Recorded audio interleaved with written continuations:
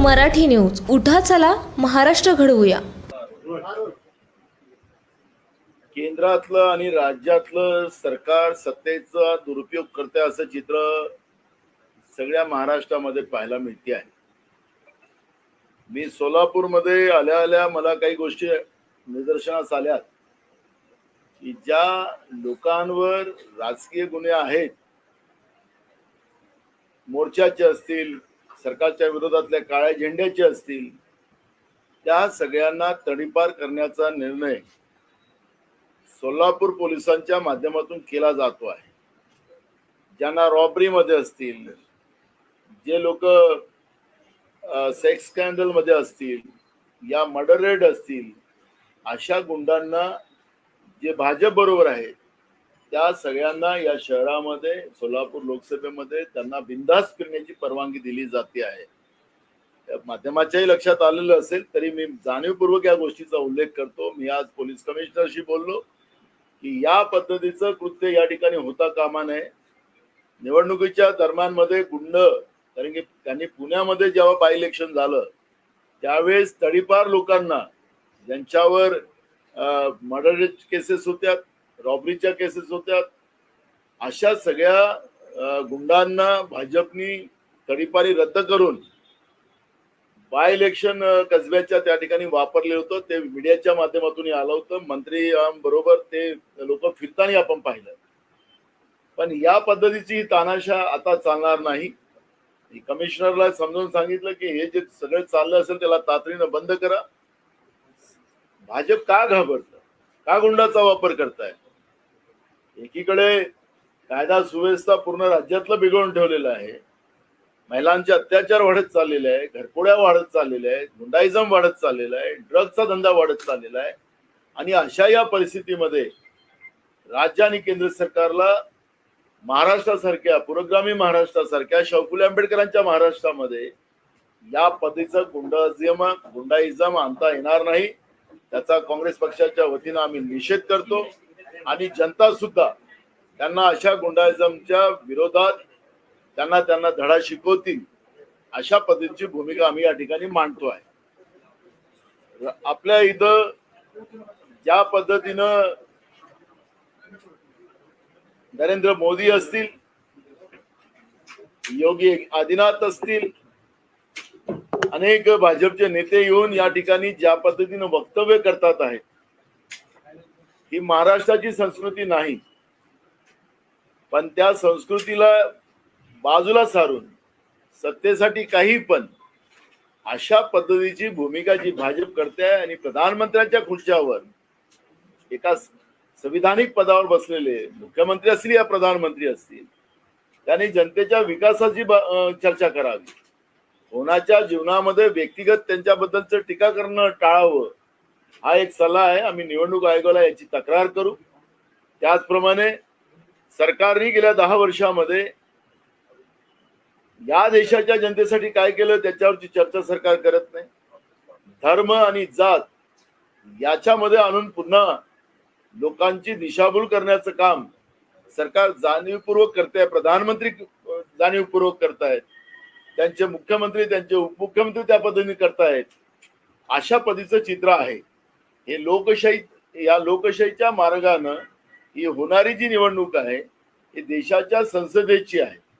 पण 2019 मध्ये नरेंद्र मोदीजींनी या सोलापूरमध्ये येऊन सांगितलं होतं की इथं जो मिलिटरी कॅम्प आहे तिथं आम्ही कपडे शिवून देऊ, पूर्ण देशाच्या मिलिटरीचे कपडे इथं शिवले जातील आणि इथं मोठा रोजगार आम्ही इथल्या स्थानिक लोकांना देऊ. त्याच्यावरची चर्चा आज का केली नाही? परवाच्या दिवशी आली तर तुम्ही 2 उड्डाणपुलाची गोष्ट केली होती, निवडणुकीच्या वेळेस केली होती. मग कुठे गेला होता 56 इंचीचा सीना? कुठे गेले ते उड्डाणपुलं? त्या पद्धतीची चर्चा करायची नाही, दिशाला बदलवत राहायचं. अशा पद्धतीचं जे काही नरेंद्र मोदी करतात ते रडाळ भाषण त्यांचं आता कोणी ऐकायला तयार नाही. आणि अशा परिस्थितीमध्ये महाराष्ट्रातून भाजपचं उच्चाटन होणं तय झालेलं आहे. महाविकास आघाडीच्या सगळ्या उमेदवाराला लोकांनीच आता डोक्यावर घेतलेला आहे, निवडणूक हातावर घेतलेली आहे आणि महाराष्ट्रामध्ये भाजपचं उच्चाटन होणं आता तय झालेलं आहे. आणि म्हणून भाजपच्या सत्तेमध्ये बसलेल्या लोकांना जो माज आलेला आहे तो माज त्यांनी थांबवला पाहिजे. आणि या पद्धतीचं गुंडाइझम निर्माण करून आम्हाला सत्तेत येता येते का हा अयशस्वी प्रयत्न ते करत असतील तर कदापि ना सोलापूर असो की महाराष्ट्रातली जनता हे मान्य करणार नाही. अशा पद्धतीची भूमिका आम्ही मांडलेली. पंतप्रधान येताना सारखं सारखं शिंदे साहेबांच्या एका जुन्या वक्तव्यातच वारंवार बोलत जातात. भाजपमध्ये जसं सातत्याने त्याच वक्तव्याला लागून आहे का असं केलं जातं? हिंदू धर्म किंवा मुस्लिम धर्म आम्हाला अंतकवाद शिकवत नाही. पण प्रज्ञा ठाकूरच्या माध्यमातून जे अजूनही त्या काही मोकळ्या झाल्या नाहीत, तुम्ही त्यांना खासदार केलं. तुम्ही मागच्या काळामध्ये कोणत्याही धर्मामध्ये, मग मुस्लिम धर्मामध्ये असो, त्याला काही हिरवा अंतकवाद किंवा आमचा हिंदू अंतकवाद असं म्हणता येणार नाही. आखरी गुन्हेगाराची जात आणि धर्म नसते हे समजणारे आम्ही लोक आहोत. सुशील कुमार शिंदे साहेबांची जी भूमिका होती त्या काळामध्ये की हिंदू धर्मामध्ये या पद्धतीचं कुठलंही शिक्षण दिलं जात नाही, कुठलाही आमचा धर्म अशा गोष्टीला मान्यता देत नाही, ही भूमिका सुशील कुमार शिंदे साहेबांची होती. त्याचा अर्थाचा अनर्थ करायचा आणि त्याच लोकांना ज्यांनी या पद्धतीच्या आतंकवादी घटना केलेल्या आहेत त्या आतंकवादी घटनेच्या लोकांना तुम्ही खासदार बनवायचं, तर कुठल्या हिंदू धर्माचा पुरस्कार करताय तुम्ही. आणि म्हणून सुशील कुमार शिंदे साहेबांनी त्यांना सुधारण्यासाठी सांगितलं होतं. त्यांना काही यांच्यासारखे काही खोटे गुन्हेगार पकडले नव्हते. आखरी पकडले गेले ते दिसलेच आपल्याला कोण आहेत. आणि म्हणून मी आपल्याला सांगतो की या गोष्टीचा कुठलाही नाही. पण तुम्ही जनतेसाठी काय केलं?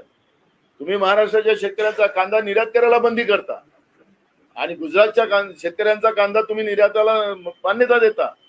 तुम्ही देशाचे प्रधानमंत्री आहे की गुजरातचे प्रधानमंत्री आहे याचं उत्तर तुम्ही दिलं पाहिजे. पण हे रडार भाषण तेच 2014, 2019, 2024 गांधी, काँग्रेस, बस त्याच्या पलीकडे काहीच नाही. तुम्ही काय केलं 10 वर्षात हे देशातल्या आणि राज्याच्या जनतेला आपण सांगितलं पाहिजे. तुमच्याकडून फार अपेक्षा केल्या होत्या म्हणून बहुमताचं सरकार तुम्हाला दिलं, पण तुम्ही सबसेल फेल झालेला आहात. डॉलरच्या मानानं रुपयाची अवस्था काय आहे? रुपयाला किंमतच राहिली नाही.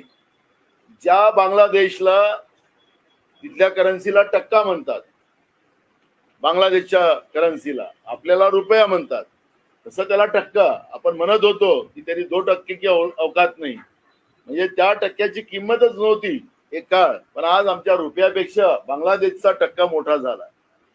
मग ते प्रगतीवर गेले की आम्ही प्रगतीवर गेलो. जे स्वप्न तुम्ही दाखवलं होतं 2014 आणि 2019ला त्या स्वप्नाची पूर्तता आपण केली काय? रुपया घसरवला तुम्ही डॉलरच्या मानानं, हे सांगा ना लोकांना. चीनने आमच्या सीमेवर अतिक्रमण करायला सुरुवात केली, आपल्याशी ते पूर्ण कब्जा करायला लागले भारताला. त्याच्यावर तुम्ही बोला. भारत देशाला जनतेला ह्या अपेक्षा आहेत की नरेंद्र मोदी देशासाठी आपली भूमिका ठामपणाने मांडतात, पण चीनचा बोलायला सुद्धा नरेंद्र मोदी घाबरतात. अशा परिस्थितीची आज अशी परिस्थिती निर्माण झालेली आहे. देशामध्ये वारंवार म्हणलं की निवडणूक मोदी विरुद्ध राहुल गांधी विरुद्ध, तसं वाटतं का मोदी विरुद्ध राहुल गांधी देशाची निवडणूक? ही निवडणूक मोदीच्या विरोधात देशातली जनता. राहुल गांधी, मी काय बोललो ते ऐका ना, हे कोणी काही बोल. ही निवडणूक नरेंद्र मोदी वर्सेस देशातली जनता. राहुल गांधीजींनी कन्याकुमारी ते काश्मीर आणि मणिपूर ते मुंबईची पदयात्रा केली. जनतेचा कोल, जनतेच्या भावना ज्या समजून गॅरंटी, जी 5 गॅरंटी राहुल गांधीजींनी या देशाच्या जनतेला दिली, जनतेने राहुल गांधीचं नेतृत्व मान्य केलेलं आहे की हा आमच्यातला माणूस आहे, आमच्यात येऊन आमच्या भावना आणि ते मी करायचं मानस सरकार आल्यानंतर करणार आहे. आणि म्हणून राहुल गांधीजी हा भाग नाही. नरेंद्र मोदी, भाजप वर्सेस या देशाची जनता, अशी ही निवडणूक या काळात पाहायला मिळत आहे. निवडणूक ही मागच्या वेळची निवडणूक ही भाजपनी विकासावर लढवली. आता तुम्ही म्हणता की ही निवडणूक जातीच्या आधारावर जाते, पण लोकल मुद्द्यावर ही निवडणूक जाते का? मी तुम्हाला मगाशी स्पष्ट सांगितलेलं आहे, नरेंद्र मोदींनी विकासाच्या जे स्वप्न दाखवलेत 14 मध्ये दाखवलेत. शेतकऱ्यांचा शेतीचं उत्पन्न 2 पट दुप्पट करून देणार, 1.5 पट भाव देणार, 2 कोटी युवकांना नोकऱ्या देणार. आपलं शहर सोलापूर शहर हे स्मार्ट सिटी मध्ये आहे, आपल्याला माहित नसेल. त्याचे टॅक्सेस आपल्याला भरावे लागतात. वायफाय फ्री आहे आपल्या शहरामध्ये. आता वायफाय फ्री घेता की तुम्ही नेट मधून घेता ते तुम्हाला जास्त माहित आहे. त्याच्यामुळे मी तुम्हाला सांगतोय, हे जे स्मार्ट सिटीचं स्वप्न वगैरे, हे विकासाचं जे स्वप्न दाखवलं गेलं होतं, ते त्यांनी कसं जनतेला बुद्धू बनवलं, लोकांना कसं दिशाभूल केलं, हे नरेंद्र मोदीच्या त्या भाषणातून आपल्याला सगळं स्पष्ट होते आहे. ते सांगत होते कि सिलेंडर को चुनाव के सामने रखकर, चुनाव के बूथ के सामने रखकर उसको हार पहना के आप वोट करने जाओ और महंगाई के विरोध में वोट करो. ते त्यांचं भाषण आजकाल सोशल मीडियावर चाललेलं. कुठं गेलं? 450 रुपयाचा सिलेंडर तुम्ही 1400 रुपयावर नेला. खताच्या पोतरीचे भाव काय केले? त्याचे वजन कमी केलं आणि पोतरीचे भाव वाढवून टाकले. सोयाबीनचा भाव नाही वाढवला, कपासीचा भाव नाही वाढवला, खताचं आणि बियाणाचं सगळे भाव वाढवलेत, डिझेलचे भाव वाढवलेत, सगळ्या गोष्टीच्या किमती वाढवल्या, पण पिकाचं भाव कमी केले. आपल्या मित्रांचा फायदा कसा होईल आणि इम्पोर्ट एक्सपोर्टच्या व्यवस्थेमध्ये देशाची तिजोरी लुटून आपल्या मित्रांना कसं देता येईल, या सगळ्या व्यवस्थेचा आधार घेऊन या देशाच्या लोकांना बर्बाद करण्याचं काम 10 वर्षात नरेंद्र मोदींनी केलेलं आहे, भाजपने केलेलं आहे. आणि म्हणून जनता आता मतदानाच्या रूपानं नरेंद्र मोदीचं सरकार सत्तेतून बाहेर काढण्यासाठी उत्सुक आहे, असं चित्र आपण पाहतोय. परवाच्या सभेमध्ये मी तुम्हाला सांगितलं की कर्नाटकातून लोक आणली होती, 400 रुपये रेट होता एकाचा, आणि व्हिडिओ आहेत आमच्याजवळ. आम्ही की नुसता आरोप नाही लावत. नवनीत राणाचा व्हिडिओ तो प्रसिद्ध झाला होता अमरावतीमध्ये, इथला पण व्हिडिओ आमच्याजवळ आहे. पण मूळ भाग असा आहे, राहुल गांधीच्या साठी नाही आणावं लागले लोक. ते 5 वाजता येणार होते लोक, 1 वाजता जमा झाले. कुठलाही मंडप नाही, काही नाही, उन्हात लोक उभे राहिली, स्वयंपूर्तन आली. 48 जागा आम्ही महाराष्ट्रामध्ये महाविकास आघाडी जिंकली. शरद पवारांनी असा केलाय की देशाची निवडणूक, महाराष्ट्राची निवडणूक 5% गरज नसताना तामिळनाडूमध्ये 1% घेतात, तर महाराष्ट्रात 5%. तुम्हाला प्रचाराला सुलभता यावा असं म्हणून ते शरद पवारांच्या आरोपावर आपलं समज आहे.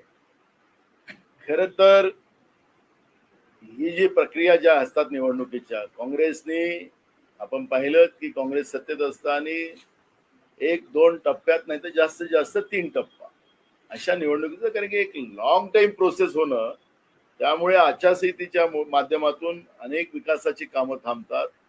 आज आपल्या इथं पिण्याचं पाणी नाही, अनेक जिल्ह्यात पिण्याच्या पाण्याचा दुष्काळ आहे, लोकांमध्ये त्राही वाचलेली आहे. पण ज्या पद्धतीनं जिथं जिथं त्यांना खिंडार होतं, लोकांचा विरोध होता, जनतेचा रोष होता, प्रचंड चीड नरेंद्र मोदी आणि भाजपच्या बद्दल होती, त्या त्या राज्यामध्ये त्यांच्या सोयीप्रमाणे निवडणूक आयोगाला सांगून महाराष्ट्रामध्ये 5 टप्प्यामध्ये निवडणुका करणं, म्हणजे हे नरेंद्र मोदीचं स्वतःची आणि भाजपची भीतीचं दर्शन आपल्याला पाहायला मिळते आहे.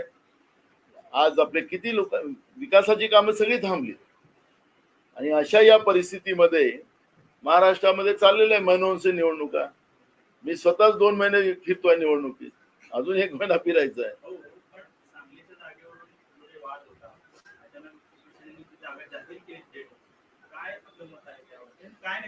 बघा, आता महाविकास आघाडीमध्ये ठरलेल्या प्रमाणे ज्यावेळेस मी, पवार साहेब आणि उद्धव ठाकरे साहेब आम्ही जॉईंटली प्रेस कॉन्फरन्स घेऊन सांगितलं, महाविकास आघाडीच्या जागा आम्ही डिक्लेअर केल्या, त्याप्रमाणेच या निवडणुका होतील. सांगलीची जागा ही शिवसेनेला गेलेली आहे. महाविकास आघाडी म्हणून आम्ही त्यांचा एक घटक म्हणून आम्ही शिवसेनेचे उमेदवार चंद्रहार पाटील यांच्याबरोबर परवा मी, आमचे पृथ्वीराज चव्हाण साहेब, बाळासाहेब थोरात साहेब, आम्ही तिघही जाऊन चंद्रहार पाटलाला मीडियाच्या समोर आणून आम्ही तिथं पाठिंबा पण जाहीर केला, काँग्रेस कार्यकर्त्यांचा मेळावा पण घेतला, आणि त्याच्यामुळे महाविकास आघाडी म्हणून आम्ही उमेदवाराच्या मागाव.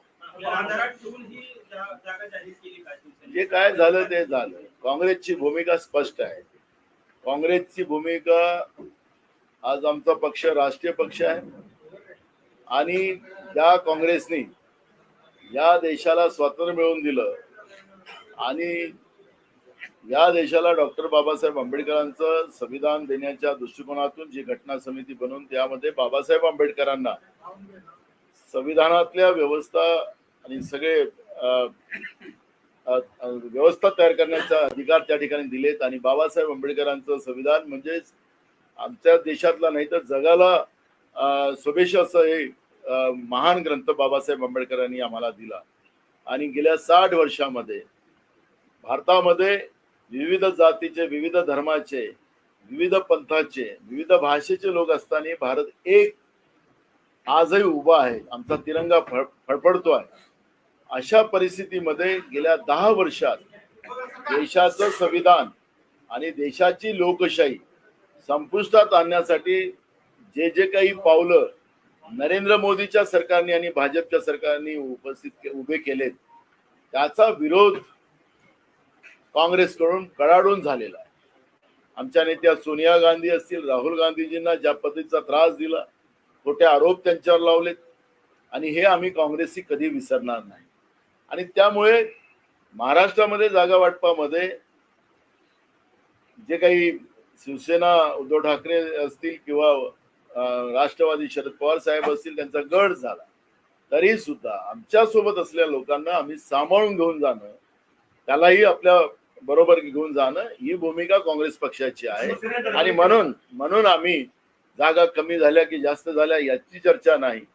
आम्हाला कुठल्या हालतीत महाराष्ट्रातून भाजपचं उच्चाटन करायचं आहे, त्यांना या राज्यातून हाकलायचं आहे आणि त्यासाठी आम्ही घेतलेला काँग्रेसने निर्णय.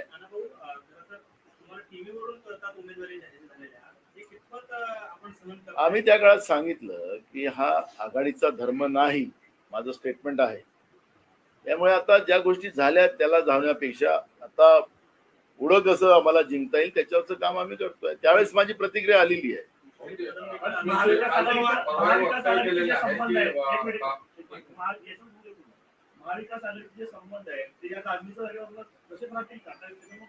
नाही ना, मला मी तुम्हाला सांगितलं काँग्रेसची भूमिका स्पष्ट आहे की महाविकास आघाडीच्या उमेदवारासोबत आम्ही आहोत. त्यामुळे संबंध खराब होण्याचं कुठलंही कारण नाही. त्या काळात ज्यावेळेस जागा वाटपाच्या वेळेस या उद्धव ठाकरे साहेबांनी जाऊन तिथं जागा डिक्लेअर केली त्यावेळेस आम्ही प्रतिक्रिया दिली, या आघाडीचा धर्म नाही, या आघाडीचा धर्म तुम्ही पाळत नाही, आम्ही सांगितलेलं आहे. आमचा विरोध आम्ही त्यावेळेस दर्शवला, पण आता आम्ही प्रभावात आहोत, निवडणुकीच्या ह्याच्यात आहोत, त्याच्यामुळे ती चर्चा आता होऊ शकत नाही. चालू आहे, प्रक्रिया सुरू आहे. उद्धव ठाकरे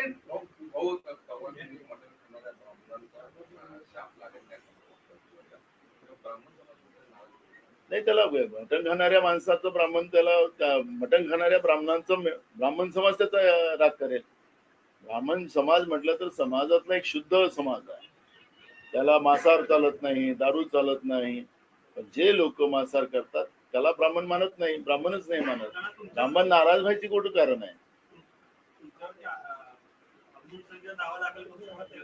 आम्ही सोबत खाल्लेलं आहे, त्याच्यामुळे करा म्हणा. चिकन होतो, आम्ही सांगितलं ना, आम्ही सोबत खाल्लेलं आहे आणि माझा मित्र हे कधीच चूक नाही करणार. शरद पवार कशामुळे अस्वस्थ होत नाहीत, त्यांना आजवरही अटॅक आला नाही अशा प्रकारचं वक्तव्य नारायण राणेंनी केलं. मी नारायण राणे साहेबाबद्दल काही प्रतिक्रिया देत नाही. अल्पसंख्याकांच्या राज्यामध्ये एकही उमेदवार दिला, त्यामुळे अल्पसंख्याक समाज नाराज आहे. कोणी सांगितलं नाराज आहे म्हणून? काँग्रेसच्या नेत्यांनी सांगितलं काही ना, एक माणसाचं, एक माणूस म्हणलं की पूर्ण समाज नाही होत. त्याच्यामुळे आमचा प्रयत्न सुरू आहे. आणि एक गोष्ट असं आहे की मागच्या काळात आम्ही आता राज्यसभेला सुद्धा आमचे इम्रान प्रतापगडी आले, आमचे वजाद मिर्झा माझ्या सोबत आहेत, हे विधान परिषदेमध्ये आहेत, असे अनेक आहेत. आणि आपण आता पुन्हा आम्ही अजून त्यांना संधी देणार आहोत. पण महाविकास आघाडीच्या जागा वाटपामध्ये ज्या काही जागा आम्हाला देण्याच्या दृष्टिकोनातल्या होत्या त्या जागा आमच्याकडे नाही आल्या. त्यामुळे आम्ही आमच्या सगळ्या अल्पसंख्याक जे नेतृत्व आमच्याकडे आहे त्यांना आम्ही सगळ्यांना समजावून सांगितलेलं आहे, हे 3 पक्षाची आघाडी आहे आणि त्याच्यामुळे आपल्याला याच्यामध्ये फार काही गोष्टी मनात असताना करता येत नाही. आणि त्याच्यामुळे आज कुठेही नाराजी नाही. मी परवा आपण पाहिलं असेल की नांदेडमध्ये निवडणूक झाली अल्पसंख्याक भागामध्ये 100% मतदान 4 बूथ मध्ये झाले 100% मतदान आणि तुम्हाला पूर्ण 100% वोटिंग ते काँग्रेसलाच निघालं. त्यामुळे हा वाद कुठंच नाही. नेत्यांमध्ये असतं, काही लोकांमध्ये थोडासा प्रॉब्लेम असतो, त्याला फार काही तुम्ही पण टेन्शन घेऊ नका. प्रशांत लाड म्हणतायत की उद्धव ठाकरेंचा लवकरच केजरीवाल होईल, इशारा दिला त्यांनी. बरोबर आहे. त्यांना काय, त्यांच्या जो केंद्रातलं सरकार आहे, त्यांचे जे कार्यकर्ते आहेत केंद्रामध्ये तपास यंत्रणेतले, ईडी, सीबीआय, अजून एक आहे ना, कोण काय तो इन्कम टॅक्स, हे 3 लोक आहेत. हे 3 कार्यकर्ते वापरतीलच ना. खोटे आरोप लावून कोणाला आत्महत्या टाकायला त्यांना सोपंच आहे. त्यांनी इतके दिवस 10 वर्ष अनेकांना ईडी लावली, कोणाला तरी त्यांनी काहीतरी पुरावा काढला का? हे काढला. अनिल देशमुखावर 100 कोटीचा आरोप लावला, अखेर त्याच ईडीनं कोर्टामध्ये 1 कोटीवर आले. 100 कोटीचा आरोप कशाला लावला? मग 1 कोटीवर आले. 1 कोटी कुठं आणि 100 कोटी कुठं? हे नुसतं महाराष्ट्रात नाही, सगळ्या देशामध्ये हे चालू आहे. खोटे आरोप लावून आमच्याकडे आले तर आदर्श, आणि तिकडे राहिले तर बदमाश आदर्श. अभिजित पाटील जे आहेत, त्यांच्या साखर कारखाना, त्यांच्या ताब्यात साखर कारखाना सील केला गेला, त्यामुळे ते फडणवीसांना भेटले आणि कालपासून त्यांनी प्रचार सुरू केला महायुतीच्या उमेदवार. त्याने बिचारा अभिजित पाटील फार प्रामाणिक माणूस दिसला मला. खरं तर निवडणूक आयोगाने देवेंद्र फडणवीसवर कारवाई केली पाहिजे त्या स्टेटमेंटवर आम्ही मागणी करणार आहोत. त्यांनी सांगितलं अभिजित पाटलांनी की मला फडणवीसांनी सांगितलं की मी तुझ्या कारखान्याला ताकद देतो आणि तू म्हणून माझ्या बाजूला राहा आणि मी कारखान्यासाठी त्याच्याकडे असं तुमच्या टीव्हीवर त्यांनी इंटरव्ह्यू दिलेला आहे. हे काय माझं आहे का वाक्य? त्यांचं वाक्य. असं प्रलोभन निवडणुकीच्या काळात सत्तेमध्ये बसलेल्या लोकांना देता येत नाही आणि म्हणून निवडणूक आयोगाने देवेंद्र फडणवीसावर कारवाई केली पाहिजे अशी मागणी आमची आहे. आम्ही दिले, आमची चालू झाली प्रक्रिया.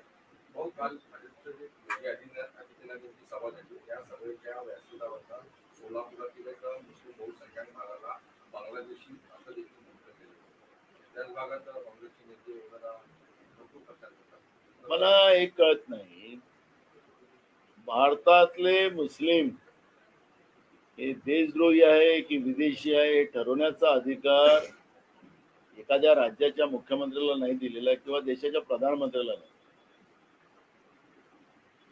डॉक्टर अब्दुल कलाम हे देशाचे राष्ट्रपती होते, मिसाईल मॅन म्हणून त्यांचं, ते तर मुस्लिमच होते ना. ठीक आहे, पाकिस्तानातून आपण आणलेला माणूस राष्ट्रपती नव्हता केला. या पद्धतीनं कुठल्या धर्माच्या लोकांच्या बद्दलचं बोलावं आणि वरून भगवे कपडे घालावे, हिंदू धर्माचं पाईक म्हणून सांगावं आणि माणुसकीचाच खून करावा. योगी आदिनाथजी महान आहेत. त्यांच्या व्यासपीठावरही बोलणारे कोणी असतील त्यांच्या समोर बोलले का, त्यांच्या पश्चात बोलले तर मग त्याला त्यांनी कारवाई करावी.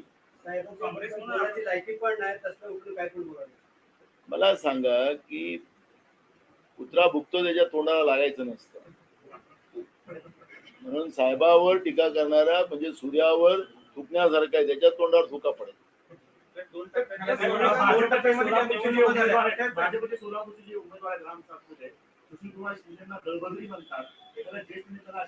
विधानसभेत मराठा समाजाचा धडधडीत अपमान केला त्यांनी. आम्ही त्याला माफी मागायला लावली, एकदा नाही 2दा. कुठल्याही समाजाच्या बद्दल या राम सातपुतेनं मराठा समाजाच्या लोकांनी ऐकलं पाहिजे. रेकॉर्डला आहे विधानसभेच्या. एकदा नाही 2दा त्यांनी मराठा समाजाचा अपमान केला. तो आपल्याला राम नाव ठेवल्याने भगवान श्रीराम नाही होत. स्वतःला राम म्हणत असेल तर रामासारखं वागलं पाहिजे. त्याला रेकॉर्डला आहे विधानसभेच्या, 2 वेळा माफी मागितली त्यांनी.